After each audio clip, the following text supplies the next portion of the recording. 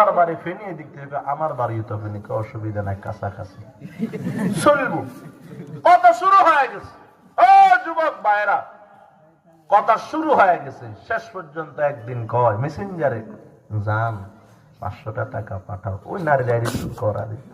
এতে কয় বিকাশ নম্বর দেও, দেখো কেমনে পাঠায়। দিছে 500 টাকা পাঠায়, আরেকদিন দিছে 1000 টাকা পাঠায়।